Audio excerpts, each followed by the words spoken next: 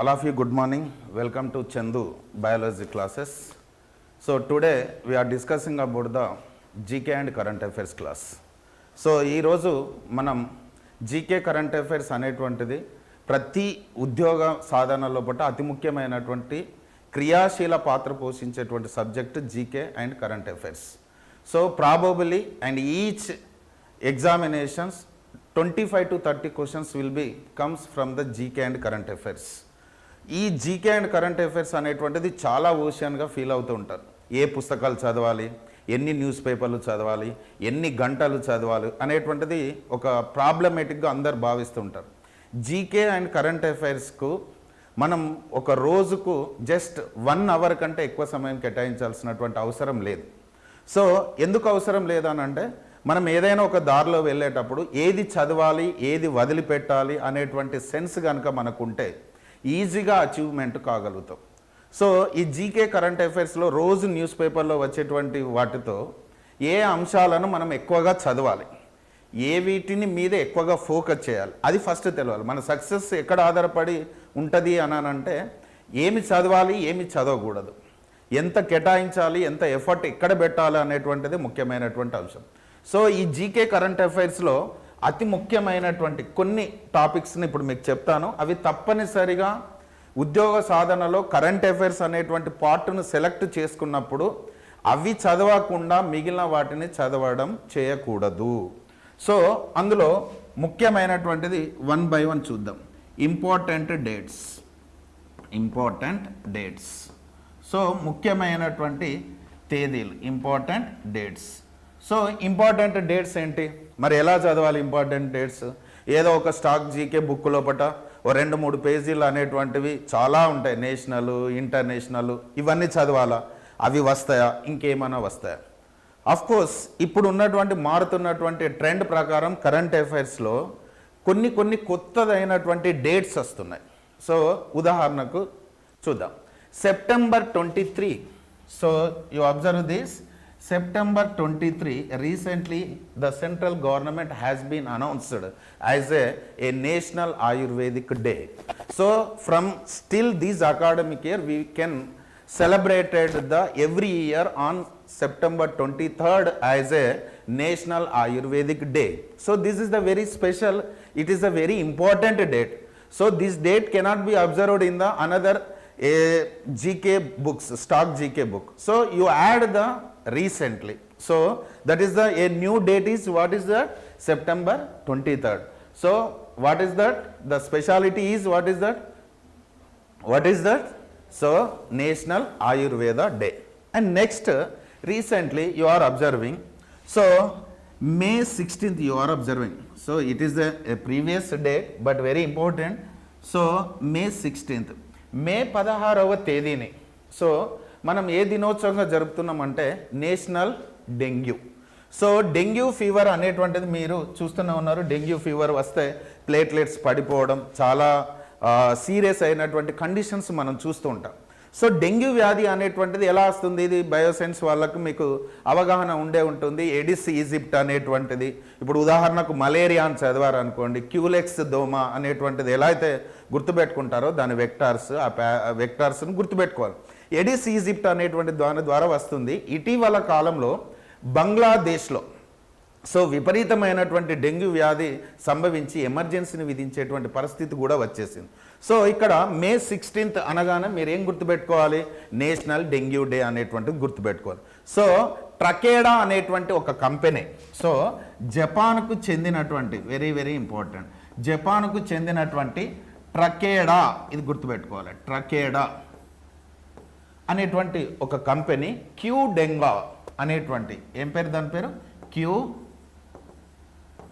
క్యూడెంగా అనేటువంటి ఒక vaccine produce చేసింది. సో అంటే మీరు ఏం చదువుకోవాలి, ఇటీవల కాలంలో ఒక వ్యాక్సిన్ అనేటువంటిది క్యూడెంగా అనేటువంటిది ఏ ఫీవర్ కోసం వచ్చేసింది, సో డెంగ్యూ అనేటువంటి ఫీవర్ కోసం జపాన్ కంపెనీ ట్రకేడా అనేటువంటి కంపెనీ తయారు చేసింది. ఇక్కడ వెంటనే మీరు కొన్ని చదివేటప్పుడు లింక్ అప్గా చదువుతూ ఉంటే చాలా బెస్ట్. ఇప్పుడు ఇది వ్యాక్సిన్ అని చెప్పాను నేను. సో వ్యాక్సిన్ అనేటువంటిది గత ఎగ్జామ్లో మీరు కనుక చూస్తే పోయినటువంటి మన తెలంగాణ ప్రభుత్వం నిర్వహించినటువంటి దాంట్లో గ్రూప్ 1 ఎగ్జామ్లో సో వ్యాక్సిన్ ఇచ్చేసి ఈ వ్యాక్సిన్ దేని ద్వారా తయారవుతుంది అని జతపరచమని అన్నాడు. Match the following, he asked the question from the vaccines. So it is produced by means it is a virus is active or inactive. Vaccine అనేటువంటిది బ్రతికున్న వైరస్తో తయారు చేశారా, చనిపోయినటువంటి వైరస్తో తయారు చేశారా, లేదా ప్లాస్మిడ్తో తయారు చేశారా అని అడిగాడు. సో ఆ వ్యాక్సిన్లు గతంలో అడిగినటువంటి వాటిని చూస్తే ఒకటి ఆస్ట్రాజెనికా, కార్బోవాక్సిన్, సో మనకు ఎక్కువగా మనం కోవిషీల్డ్, తర్వాత జైకోవ్ డి అనేటువంటిది అడిగాడు. సో ఇక్కడ మీరు జైకోవ్ డి అనేటువంటిది ఒకసారి చూస్తే ZyCoV D is a popular vaccine. It is the world's first DNA plasmid based vaccine. So ప్రపంచంలో మొట్టమొదటిగా ప్లాస్మిడ్ ఆధారితంగా తయారు చేయబడినటువంటి మొట్టమొదటి కరోనా వ్యాక్సిన్ ఏది అని అంటే జైకోవ్ డి. ఇది అడిగాడు. సో మరి ఇంకేం అడగడానికి ఛాన్సెస్ ఉంది? ఇప్పుడు కరోనా అనేటువంటి స్టాక్ జీకే కూడా తీసుకోవచ్చు. ఇప్పుడు ఇది అడగరు అనడానికి ఛాన్సెస్ లేదు. రిలేటివ్గా ఉండేటువంటిది ఏదైనా అడగచ్చు. ఇప్పుడు ఉదాహరణకి భారత్ బయోటెక్ ఉంది. It is a popular institute for the produce the vaccine in the world. So another one is the Covishield. So మన భారతదేశంలో ఎక్కువగా మనం యూజ్ చేసినటువంటి వ్యాక్సిన్ అంటే కరోనాకు ఏది వాడామనంటే కోవిషీల్డ్ వాడాం. It is made by Serum Institute of India. It is located at Pune. So next one Covaxin. It is a very popular vaccine, the India's first corona vaccine. ఈ వ్యాక్సిన్ దేని తయారు చేసింది అని అంటే ఎవరు తయారు చేశారు? Bharat Biotech. So it is a GK, Bharat Biotech, Krishna Ella. So these are the popular persons, founders of the Bharat Biotech. మరి ఇటీవల కాలంలో భారత్ బయోటెక్ ఏమైనా తయారు చేసిందా మనం అబ్జర్వ్ చేస్తున్నాం. పాతది ఓకే, కోవాక్సిన్ అనేటువంటిది భారత్ బయోటెక్ తయారు చేసింది. ఇటీవల కాలంలో ఏమైనా చేసిందా అనేటువంటిది ఒకసారి ఆలోచన చేయండి. ఇటీవల కాలంలో ఇదే భారత్ బయోటెక్ అనేటువంటిది మనకు ఏంటిదనంటే ముక్కు ద్వారా తీసుకున్న నాజిల్ వ్యాక్సిన్ అనేటువంటి ముక్కు ద్వారా తీసుకున్నటువంటి ఇంకోవాక్ అనేటువంటి దాన్ని ప్రొడ్యూస్ చేస్తుంది. ఇంకోవాక్ అంటే ఇదే కాకుండా మనకు ముద్ద చర్మపు disease, so lumpy skin disease అనేటువంటిది ఉంది. ఈ లంపీ స్కిన్ డిసీజ్కు బయోలంపిన్ అనేటువంటి దీన్ని కూడా భారత్ బయోటెక్ ప్రొడ్యూస్ చేసింది. సో ఇక్కడ మీరు గుర్తుపెట్టుకోవాల్సింది ఏంది?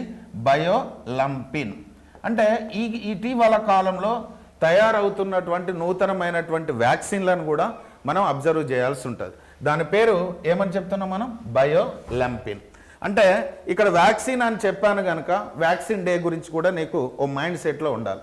వ్యాక్సిన్ డే అనేటువంటి దాన్ని ఎప్పుడు జరుపుకుంటాం మనం? నేషనల్ వ్యాక్సిన్ డే మార్చి 16 జరుపుకుంటాం. సో ఏ రోజు జరుపుతాం? మార్చి 16, నేషనల్ వ్యాక్సినేషన్ డే. సో ఈ విధంగా అంటే మనకు ఒక అంశం వచ్చిందంటే ఈ మధ్యకాలంలో వచ్చినటువంటిది ఏదైనా ఒక కొత్త వ్యాక్సిన్ అనగానే నీకు మైండ్ సెట్లో ఓహో దీనికి రిలేటెడ్గా ఉన్నటువంటి అంశం నాకు గుర్తుంటుందా, సో దీనికి ఈ మధ్యకాలంలో రీసెంట్గా ఏమైనా వచ్చాయా అనేటువంటి దాన్ని మీరు గనుక ఫాలో అప్లో ఉంటే మనం ఎగ్జామ్ పాయింట్ ఆఫ్ వ్యూని ఈజీగా క్రాక్ చేయొచ్చు. ఎగ్జామినర్ యొక్క మైండ్ సెట్ను మనం అర్థం చేసుకునేటువంటి ఛాన్సెస్ ఉంటాయి. ఏది పడితే అది కాకుండా ఇటీవల కాలంలో జరిగేటువంటి ఇన్సిడెంట్స్, ఇప్పుడు ఉదాహరణకి మీరు ఇక్కడనే టాపిక్ను కనుక మనం తీసుకుంటే ఉదాహరణకి February 4 అన్నాం తీసుకుందాం. February 4 అనేటువంటిది క్యాన్సర్ డే, అంటే క్యాన్సర్ డే, ప్రపంచ క్యాన్సర్ నివారణ దినోత్సవం. ఇప్పుడు నువ్వు ఇందులో ఏం చేసుకోవడానికి ఛాన్సెస్ ఉందంటే ఇటీవల కాలంలో IIT గౌహతి అనేటువంటిది ఒక ప్రొడ్యూస్ చేసింది ఒక ఇంజెక్షన్, హైడ్రోజెల్ అనేటువంటి ఒక ఇంజెక్షన్ ప్రొడ్యూస్ చేసింది. ఈ హైడ్రోజెల్ ఇంజెక్షన్ అనేటువంటిది ఏంది అని అంటే క్యాన్సర్ నివారణ కోసం తయారు చేయబడినటువంటి ఒక ఇంజెక్షన్. సో మరి క్యాన్సర్ గురించి ఈ మధ్య కాలంలో ఏమైనా ఉన్నాయా? ఏమైనా ఇన్ఫర్మేషన్ మనకు ఒక 5-6 నెలల నుంచి ఏమైనా దీనికి రిలేటెడ్ ఇష్యూస్ ఏమన్నా ఉన్నాయా అనేది అబ్జర్వ్ చేస్తే ఉన్నాయి. ఉదాహరణకు తమిళనాడు పుదుచ్చేరి ప్రాంతంలో సో కాటన్ క్యాండిల్ అంటే మీకు పీచు మిఠాయి అని అంటాం. ఈ పీచు మిఠాయిలో carcinogenic agent, the cotton candle have the carcinogenic agent is rhodamine B, so which is cause to the cancer. So అది ఉన్నదాన్ని ఐడెంటిఫై చేసి the government has been banned that so substance or chemical. So దేనిని కంప్లీట్గా బంద్ చేశారు? Rhodamine B. So rhodamine B is a one type of carcinogenic agent. అంటే దీన్ని ఇట్లా మనం అంటే ఒక దానికి సంబంధించినటువంటి ఇష్యూ ఏదైనా రిలేటెడ్గా ఉంటే దాన్ని మనం ఖచ్చితంగా చూసుకోవాల్సినటువంటి అవసరం ఉంది. ఇప్పుడు ఉదాహరణకు మార్చి 24. So March 24 we celebrated as, so it is what is that? Cancer. So next one disease based అంటూ March 24. So we celebrated as or we observed as international TB day. So international TB day. So దీనికి సంబంధించి ఏమైనా ఉందా ఇటీవల కాలంలో అనేటువంటి దాన్ని చూస్తే, so TB champion, a programme for the awareness. So the state government of so Meghalaya introduced this the programme.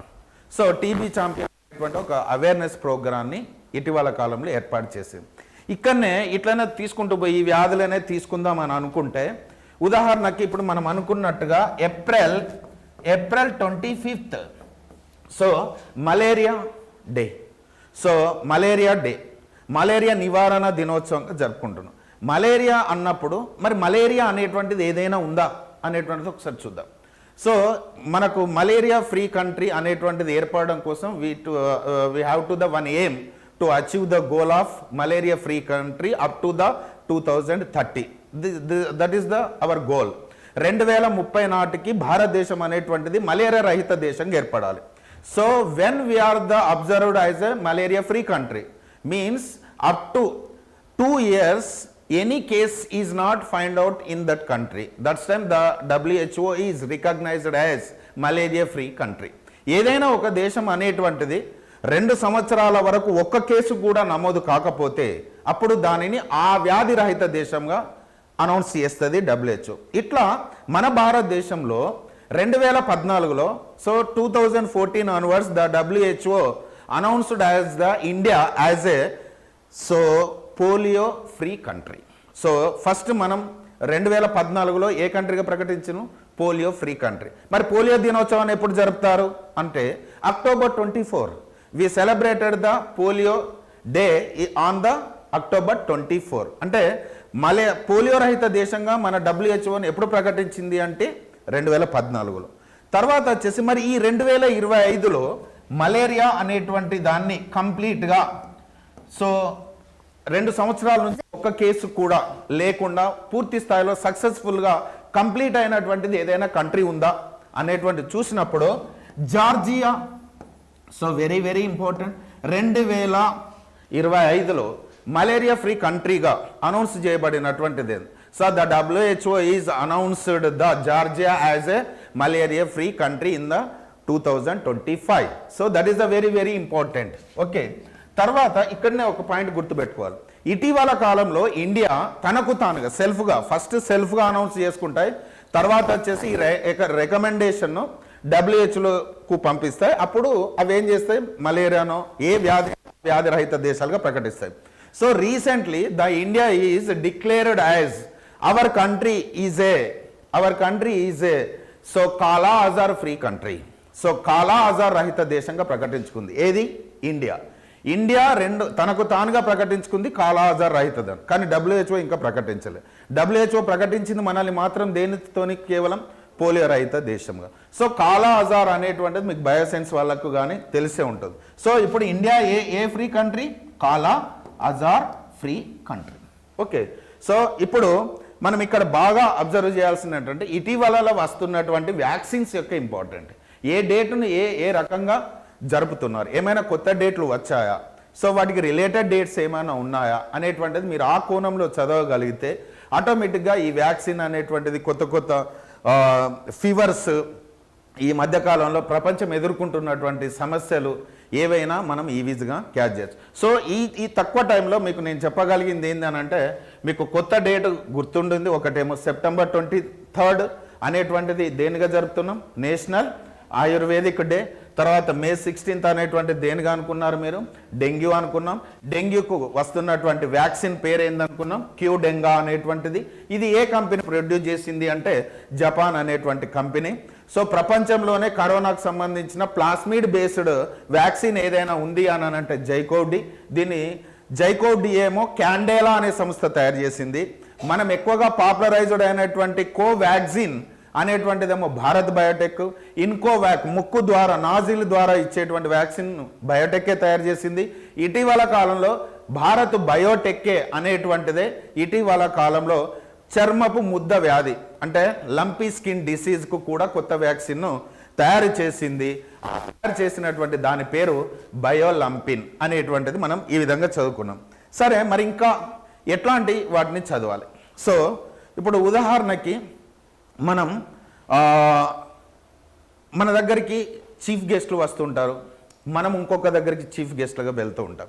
So అలాంటప్పుడు మనం ఏం చేయాలంటే వాటిని మనం కొద్దిగా అబ్జర్వ్ చేయాలి. ఉదాహరణకు ఎలా అబ్జర్వ్ చేయాలి, మనం ఎలా చదువుకోవాలి అనేటువంటి దాన్ని మనం కనుక చూస్తే, సో ఇప్పుడు ఎన్ఆర్ఐ డే అనుకుందాం. ఉదాహరణకి ఎగ్జాంపుల్ మీకు చెప్పేది non residency in India.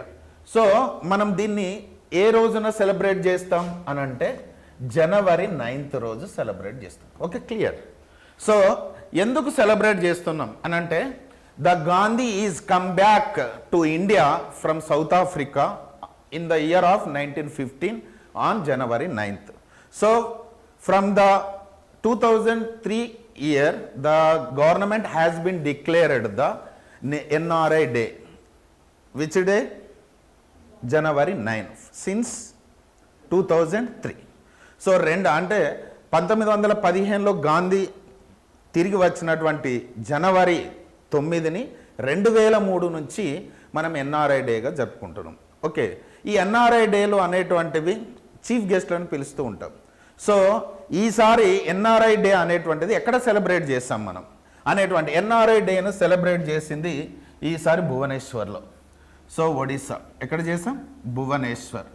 So the host the 2025 NRI day hosted city is what is that? Bhubaneswar. It is belongs to Odisha. So then after who person is chief guest of this program? ఈ దీనికి ఎవరు ముఖ్య అతిథిగా వచ్చారు? So ట్రినిడా and Tobago దేశ అధ్యక్షురాలైనటువంటి Christina Carla Kanga. That person name is what is that? Christina Carla Kanga. Carla Kanga. So she is the Trinidad and Tobago women president. So that person name is very very important and she got the prize, the 2025 Bharati Pravasi Samman Award. So what is that? Bharati Pravasi Samman Award 2025. So that is the very important. So NRI Day ఎప్పుడు జరుపుతున్నాం? ఈ NRI day ఎందుకు జరిపినాం అనేది తెలవాలి. ఈ NRI డేకి ఇప్పుడు chief గెస్ట్గా ఎవరు వచ్చారు, ఏ కంట్రీ నుంచి వచ్చారు, వస్తే వాళ్ళది ఏమైనా ఎఫర్ట్ ఉందా అనేటువంటి చూసుకోవాలి. ఎఫర్ట్ ఏమని చెప్పినా పేరు గుర్తుంటుందిగా, క్రిస్టీనా కార్లా కాంగా. సో ఈ got the prize Pravasi Bharati Samman award. Clear. ఇది ఎక్కడికి? మనకు చీఫ్ గెస్ట్గా వచ్చినాడు. ఒకవేళ మన వాళ్ళే పోయారు అనుకుందాం, ఎగ్జాంపుల్ మన వాళ్ళు పోయారు, లేదా నరేంద్ర మోదీ పోయారు, ఇంకెవరన్నా పోయారు, ఇలాంటిది ఏదైనా ఇన్సిడెన్స్ ఉందా అంటే ఈ మధ్య కాలంలో మీరు చూస్తున్నారు మన యొక్క ప్రెసిడెంట్ ద్రౌపది ముర్ము గారు 2 దేశాలను విజిట్ చేయడం జరిగింది. ఆ 2 దేశాల్లో విజిట్ చేసినటువంటి దాంట్లో ఒక దేశం వచ్చేసి పోర్చుగల్, రెండవ దేశం వచ్చేసి Slovakia. So the recently our president Droupadi Murmu visited the countries, 2 countries. That is the one is Portuguese or Portugal. Second one is Slovakia. So in this, what is the importance? So she visited that country. So the speciality you are observing here. So Slovakia country give a honorable doctorate to her. So the Slovakia country ఆమెకు గౌరవమైనటువంటి డాక్టరేట్ను ద్రౌపది ముర్ము గారికి ఏ దేశం ఇచ్చింది? Slovakia. Clear, అడికైపోయింది. Next one Portugal దేశానికి కూడా పోయింది. మరి అక్కడ ఏమైనా ఎఫర్ట్ జరిగిందా? Key of honour, city key, సిటీకి ఆఫ్ హానర్ అనేటువంటి అవార్డును ద్రౌపది ముర్ము గారికి ఏ కంట్రీ ఇటీవల కాలంలో ఇచ్చింది అనేటువంటి దాన్ని చూడాలి. సో అంటే వాళ్ళు వచ్చిన ఇప్పుడు మనకు ఐడియా ఈజీ అయిపోయింది. సో మనకు చీఫ్ గెస్ట్గా వచ్చినటువంటి ఎవరు, క్రిస్టినా కార్లో కాంగో. మన వాళ్ళు అక్కడికి విజిట్ పోయినప్పుడు ఏ అవార్డు మా ద్రౌపది ముర్ము గారికి సిటీకి ఆఫ్ హానర్ అనేటువంటి ఏ దేశం ఇటీవల కాలంలో ఇచ్చింది అనేటువంటి. అలాగే కాకుండా ఇటీవల కాలంలో కచత దీవులను ఒక ఇష్యూ జరుగుతుంది మనకు. శ్రీలంకకును భారత్కు మధ్య, తమిళనాడు మధ్యలో కచత దీవులని ఇందిరాగాంధీ పీరియడ్లో ఇది భారతదేశం, it is the India, so it is the Sri Lanka. So between these place it have to the one island. So island. So Indira Gandhi is freely donated to Sri Lanka, that is called as Kachata Islands. ఇప్పుడు ఈ కచత ఐలాండ్స్ని వాళ్ళకి ఎందుకు ఇచ్చారు? ఎందుకంటే మనకి ఎప్పటి నుంచో జాఫ్నా ప్లేస్లో ఈ ఇండియా నుంచి ఇక్కడికి పోయి జాఫ్నాలో సెటిల్ అయినటువంటి వాళ్ళకు సెకండ్ సిటిజన్షిప్ ఇచ్చి ఎల్టీటీ ఆవిర్భవించి చాలా రకాలైనటువంటి ఇష్యూస్ అయినాయి. అలా కాకుండా మనకి ఇచ్చేయాలని చెప్పేసి తమిళనాడు అసెంబ్లీ ఇటీవల కాలంలో తీర్మానం చేశారు. సో అదే సమయంలో మన నరేంద్ర మోదీ గారు శ్రీలంకకి వెళ్ళారు. సో శ్రీలంకకి వెళ్తే శ్రీలంక ప్రభుత్వం నరేంద్ర మోదీకి, so the Sri Lanka government has been given to the a honour award, that is the Sri Lanka Mitra Vibhushan. So ఇటీవల కాలంలో శ్రీలంక ప్రభుత్వం నరేంద్ర మోదీ గారికి ఏ అవార్డు ఇచ్చారు, ఇది ఇంపార్టెంట్. ఏ అవార్డు వచ్చింది అన్నట్టు, శ్రీలంక మనకేమి ఇచ్చింది అనేటువంటి దాన్ని మనం ఫోకస్ చేయగలగాలి. సో ఇక్కడ అంటే ఒక్కొక్క అవార్డు, ఇందాక మనం ఇక్కడ మీకు ఇంపార్టెంట్ పాయింట్స్ చెప్పాను. అంటే ఒక ఇష్యూ జరిగినప్పుడు దానికి రిలవెంట్ ఇష్యూను చదువుకోవాలి. ఇకపోతే ఇవే కాకుండా చాలా ఇష్యూస్ వస్తుంటాయి. అంటే ఉదాహరణకు ఆర్మీ పరంగా, తర్వాత వచ్చేసి కొన్ని ఆపరేషన్ల పరంగా చాలా వస్తుంటాయి.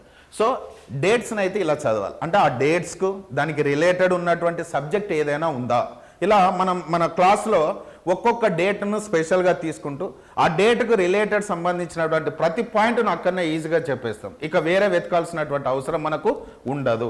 డెంగ్యూ అంటే డెంగ్యూ ఇన్నే అయిపోద్ది అంతే, ఎన్ఆర్ఐ అంటే ఎన్ఆర్ఐ ఇన్నే అయిపోద్ది అంతే, ఇంకా వేరే దగ్గర ఉండదు. సో మనము ఉదాహరణకు కొత్త ఏమన్నా ఒక ఎన్విరాన్మెంటల్ ఇష్యూస్ ఉంది అని అనుకుందాం ఫర్ ఎగ్జాంపుల్.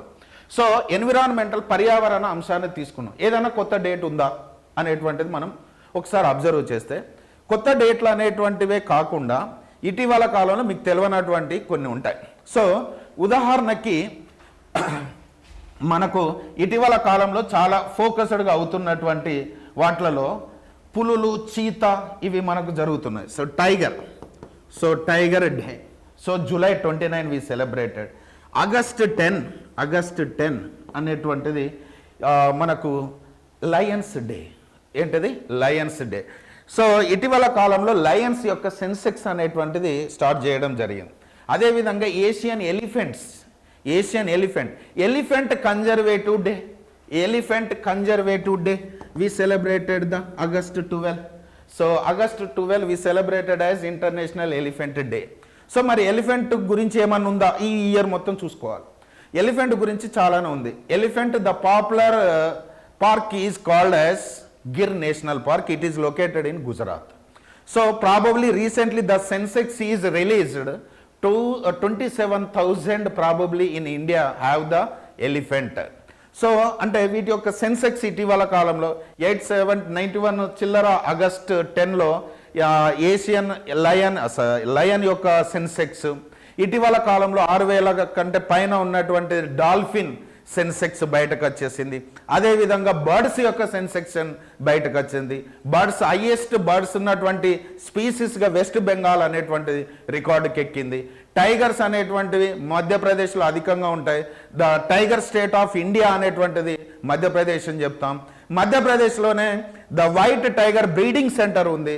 దేశంలో పడిన మొట్టమొదటి తెల్ల పులుల యొక్క పునరుత్పత్తి కేంద్రం అనేటువంటిది మధ్యప్రదేశ్లోనే ఉంది.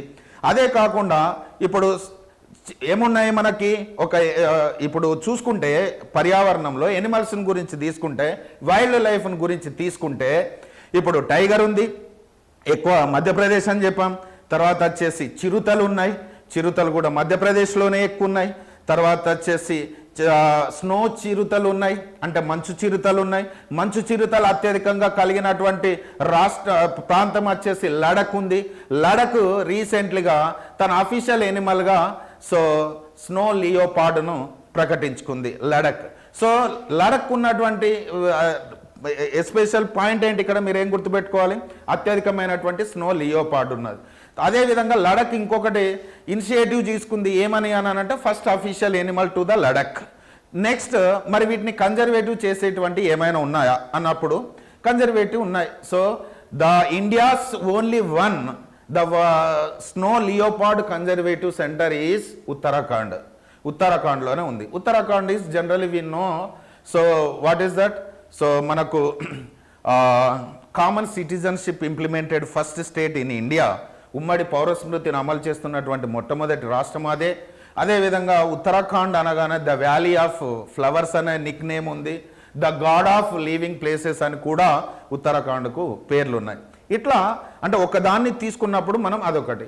ఇప్పుడు చీతా, ఇప్పుడు కొత్త టాపిక్ మళ్ళీ చీతా అనేటువంటిది భారతదేశంలో. సో చీతా పూర్తిగా డిస్ట్రాయ్ అయిపోయినాయి. 1952లో officially the Jawahar Lal Nehru announced as so the no cheetah or cheetah free country India.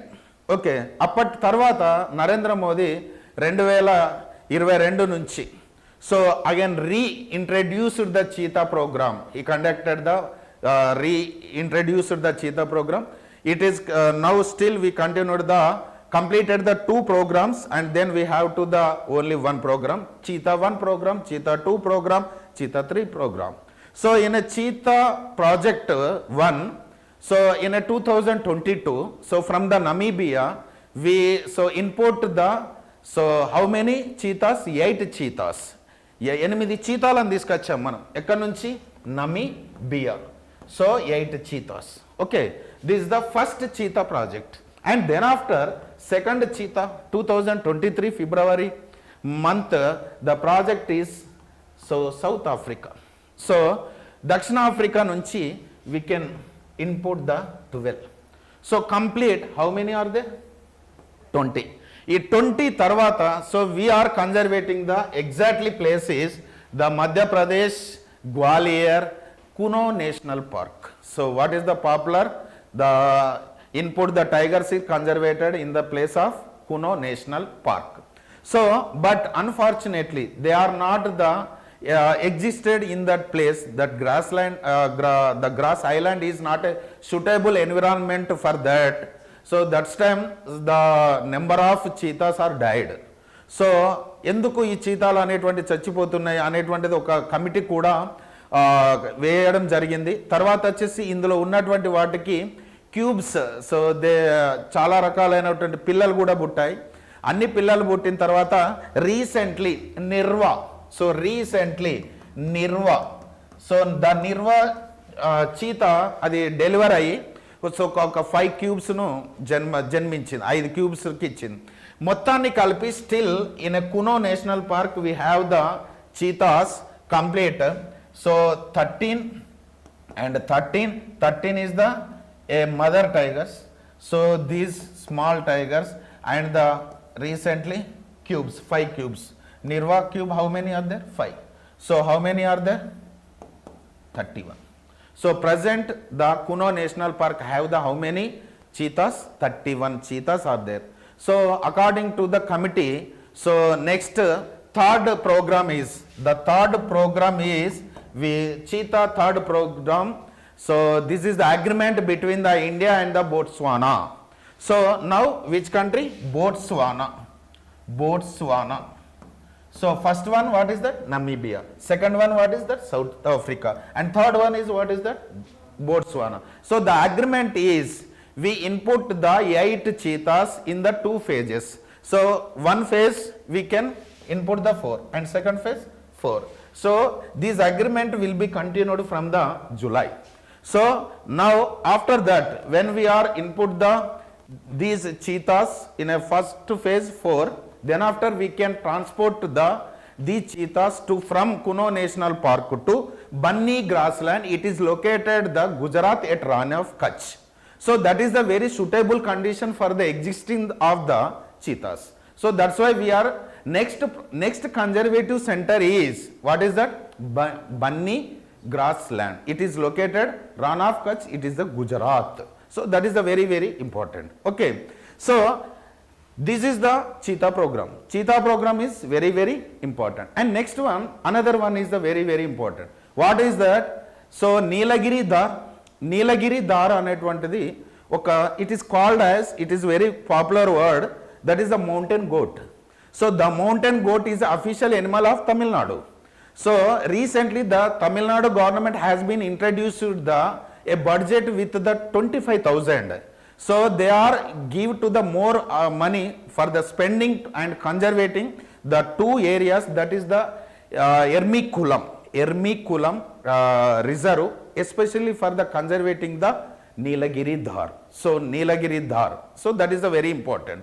So ఈ విధంగా చూసినప్పుడు మనకు ఒక్కొక్క ఎనిమల్ ప్రొడక్టివిటీ ఏంటన్నా, ఇప్పుడు మనం ఏమనుకుంటున్నాం, August 12 is the elephant conservative. Elephant గురించి ఏమైనా తెలుసా మనకు అనేటువంటిది కూడా కావాలి. Recently so identification of elephants, so introduced the some a technical tractor first time in India, the Karnataka government. So ఏనుగులను పట్టుకోవడానికి ఒక వినూత్నమైనటువంటి ఒక ట్రాక్టర్ విధానాన్ని తీసుకొచ్చినటువంటి రాష్ట్రం ఏదంటే కర్ణాటక. కర్ణాటక అనగానే మళ్ళీ కొన్ని గుర్తుకు రావాలి. The tiger project first implemented Bandipur tiger reserve, it is located in Karnataka 1973 April 1st. So tiger reserve అన్నావు మరి, first is the Jim Corbett national park, it is located at Uttarakhand. And now we have to the 58 tiger reserves in India. The last one 58 is the Madhava National Park. So automatically we mindset is first is the Uttarakhand. So the last one is the 58. So totally we understand we have to the how many tiger reserves? 58 tiger reserves. And recently you are observing the Simlipal reserve. It is located in Odisha. It is officially announced by the government as a 107, a national park in India. So that's why we understood what is that total India have the 107 national parks. So that is the point. So Simlipal is the very, very important. So that is the very important. Then after, so the popular word we observed on newspaper, that is the safari. So what is the safari? Safari means it is the traveling. Safari means traveling. The first cheetah safari introduced in the Punjab state. So next day safari, night safari. Recently we are the train safari, with the train safari. So means what is that? Some national park between the both wildlife sanctuary and national park. So that time one train traveling is there, that is called as a safari. The day safari, రాత్రిపూట train safari అనేటువంటిది ఉత్తరప్రదేశ్ గవర్నమెంటే start చేసింది. Day time యొక్క సఫారీని కూడా ఇటీవల కాలంలో ఉత్తరప్రదేశే ప్రారంభించింది. అంతేకాకుండా ఇప్పుడు ఎలిఫెంట్స్ బెడద అంటున్నాం. సో ఎలిఫెంట్ బీస్ టెక్నాలజీని, జపాన్ యొక్క బీస్ టెక్నాలజీని వాడారు. అంటే ఏంటంటే, so Gajamitra app, they are used the Gajamitra app. Then after when they are the opened the so bees places terms, the bees are what is the producing the some sounds. So that sound is not irritate to the elephant. So that's time they cannot move the forward. They can goes to another side. So ఆ sound వాటికి భరించలేక తేనెటీగలను వదిలిపెట్టినప్పుడు ఆ బాధ భరించలేక అవి ముందుకు పోయి తోటలను ఇండ్లను నాశనం చేయకుండా వాటి యొక్క ట్రాక్ను మార్చుకునేటువంటి విధానాన్ని వెస్ట్ బెంగాల్ ప్రభుత్వం ఇటీవల రీసెంట్గా ప్రవేశపెట్టింది. That is the new technology. So the eradication of the destroying the elephant attitude in that state. Okay, అంటే ఈ విధంగా అంటే ఒక్కొక్క దాన్ని అంటే పార్క్స్ని చదివేటప్పుడు చాలా వెరైటీగా చదవాలి. చదవడం అని అంటే ఆ పార్కులో ఏదైనా ఇన్సిడెంట్స్ జరిగిందా అనేటువంటిది చూసుకోవాలి. ఇప్పుడు కజిరంగా నేషనల్ పార్క్ చదువుతారు. Okay, Kaziranga national park is located in Assam. So it is a very popular one horn so rhinoceros. ఇది చాలా రోజుల నుంచి చూస్తున్నాం. మరి ఇటీవల కాలంలో ఏమైనా వెరైటీగా వచ్చిందా అని చూసినప్పుడు ఇటీవల కాలంలో in this national park we observed the a golden tiger. So ఇటీవల కాలంలో ఆ పార్కులో ఒక గోల్డెన్ టైగర్ అనేటువంటిది కనిపించింది. కనుక ఇట్ ఈస్ ద ఇది పాపులర్ వర్డ్, అంటే దానిని మనం అట్లా చదువుకోవాలి. ఒకటి వచ్చింది అని అంటే దానికి సంబంధించినటువంటి విషయాలను మనం ముందుగా చదువుకుంటూ పోవాలి. ఓకే, దెన్ డిఫెన్స్ విషయాలకు వద్దాం. సో డిఫెన్స్, సో డిఫెన్స్ విషయాలకు వచ్చినప్పుడు ఆర్మీ వాళ్ళు ఉంటారు, మీకు తెలిసిందే. ఆర్మీ వాళ్ళు ఉంటారు, ఎయిర్ ఫోర్స్ వాళ్ళు ఉంటారు, నేవీ వాళ్ళు ఉంటారు, కోస్ట్ గార్డ్ వాళ్ళు ఉంటారు, ఓకే, మెరైన్ పోలీస్ ఉంటారు, ఇలా డిఫరెంట్ ఎన్డీఆర్ఎఫ్ ఉంటారు, ఓకే, ఇలా చాలామంది ఉంటారు. సో ఇప్పుడు హెడ్ క్వార్టర్స్ యొక్క పేర్లను కూడా తెలుసుకోవాలి. ఇప్పుడు ఉదాహరణకు మహిళా కమిషన్ భవన్ అని అంటాం. మహిళా కమిషన్ యొక్క భవన్, central women commissioner building name is called as ఏమంటాం, Nirbhaya Bhavan. So what is the Nirbhaya Bhavan. So similarly NDRF head building name is Antyodaya. What is that, Antyodaya. So ఇట్లా అంటే వాటికి ఏమైనా కొత్త నేమ్స్ ఉన్నాయా, ఆ నేమ్స్ని కూడా చూసుకోవాలి. ఎన్డీఆర్ఎఫ్ ఏం చేస్తుంది అని. ఇందులో ఈ డిఫెన్స్ అనగానే మీరు ఒకటి గుర్తుపెట్టుకోండి. So global fire powering index 2025 power ఇండెక్స్లో అంటే సైనిక శక్తిలో చూసినప్పుడు మన ఇండియా యొక్క ర్యాంక్ ఎంత ఉందంటే 4 ఉంది. ఇండియా యొక్క ర్యాంకు 4 ఉంది. ఈ 4వ ర్యాంక్ అనేటువంటి దీంట్లోనే కాదు, ఆర్టిఫిషియల్ ఇంటెలిజెన్స్లో కూడా 4వ ర్యాంకే ఉంది. So rankings are very very important. Ranking అనేటువంటివి కూడా చాలా చాలా గుర్తుపెట్టుకోవాలి. ఉదాహరణకి ప్రెస్ ఫ్రీడమ్, సో పత్రికా స్వేచ్ఛ సూచి అంటాం. ప్రెస్ ఫ్రీడమ్ డే అంటే పత్రికా దినోత్సవాన్ని మనం ఎప్పుడు జరుపుతాం అంటే May 3 రోజు జరుపుతాం. సో దాని యొక్క ఇండెక్స్ అంటే ఫస్ట్ నార్వే ఉంది, తర్వాత 151 ర్యాంకు లోపల ఏది ఉంది అని అంటే మన ఇండియా ర్యాంక్ అనేటువంటిది ఉంది. ఇట్లా ర్యాంకులను కూడా చూసుకోవాలి. తర్వాత వచ్చేసి ఇప్పుడు మీకు నేను చెప్తున్నది ఏంటంటే అమ్మా, క్లాసు ఒక్కొక్క కరెంట్ అఫైర్స్లో ఏ వింగ్ను ఎలా చదవాలో మాత్రమే చెప్తున్నాము. తర్వాత వచ్చేసి సో లెసన్ టాపిక్ వైజ్గా మీకు ఒక్కొక్క టాపిక్ను తీసుకొని చెప్తుంటాము. సో ఇప్పుడు జస్ట్ ఆర్మీ, ఎయిర్ ఫోర్స్ వాళ్ళు చేసేటువంటి ఎక్సర్సైజెస్ ఉంటాయి. ఉదాహరణకు ధర్మా గార్డియన్ ఎక్సర్సైజ్ అని ఏ దేశాలు చేస్తాయని, అంటే ఎక్సర్సైజ్ చేసేటప్పుడు ఏ దేశాలు చేస్తాయి, ఎక్కడ చేస్తాయి అనేది వెరీ వెరీ ఇంపార్టెంట్. అంటే ధర్మా గార్డియన్ జపాన్ 6th ఎడిషన్ జరిగిందమ్మా, ఇండియా ప్లస్ జపాన్. సో జపాన్లోని ప్లేస్లో జరిగింది, సో ఫ్యూజిమా అనేటువంటి ప్లేస్లో. అదేవిధంగా డస్ట్ లిక్ అనేటువంటిది ఉజ్బెకిస్తాన్, ఇండియా ప్లస్ ఉజ్బెకిస్తాన్ పూణేలో జరిగింది. సో ఇట్లా ఎక్సర్సైజెస్ అనేటువంటివి ఒక టాపికే చదువుతాం అందులో. నెక్స్ట్ ఆపరేషన్స్ ఉన్నాయి. ఉదాహరణకు ఆపరేషన్స్ బ్రహ్మ అనేటువంటిది ఉంది, మయన్మార్లో భూకంప బాధితులను రక్షించడం కోసం చేసినటువంటిది. అదేవిధంగా మనం దేశం ఈరోజు గర్వపడే రేంజ్లో రాత్రి 1:40 May 7 రోజు చేసినటువంటి ఆపరేషన్ సింధూర్ అని. సో ఇట్లాంటి ఆపరేషన్స్ అనేటువంటివి చాలా చాలా ఇంపార్టెంట్. ఆపరేషన్స్ చదువుకోవాలి. తర్వాత వచ్చేసి మనకు వచ్చేసి WHO, తర్వాత వచ్చేసి యుఎన్ఓలో ఏమేమి మార్పులు జరిగినాయి. ఉదాహరణకు యుఎన్ఓలో భద్రతా మండలి లోపల 2025-26 గాను ఒక తాత్కాలిక సభ్య దేశాలుగా చేరుతాయి. వాటిని మనం డీటెయిల్గా క్లాసులలో చెప్పుకుంటాం. సో దానికి ఏమేమి చేరాయి 2025-26కు గాను.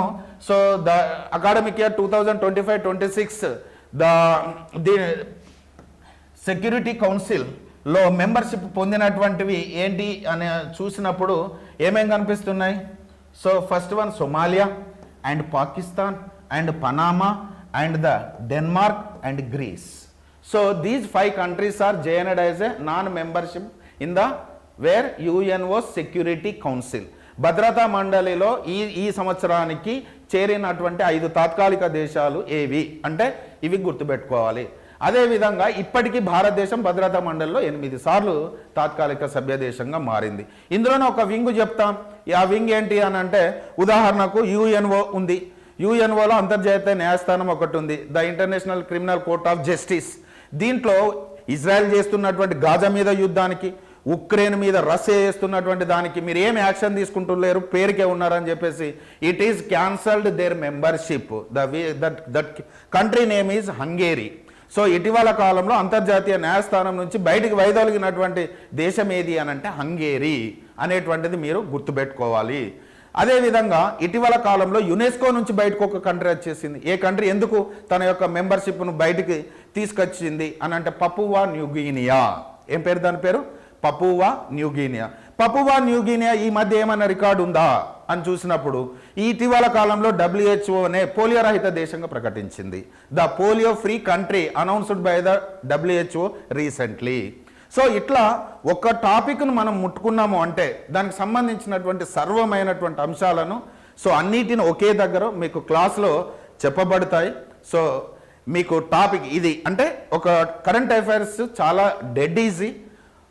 60% మనం దాంట్లో ఈదగలిగితే 100% రిజల్ట్ మనకు వచ్చినట్టే. సో దానిని మీరు అందరూ గమనిస్తారని కోరుకుంటూ ఈ క్లాస్ ముగిస్తున్నాం. Thank you all of you.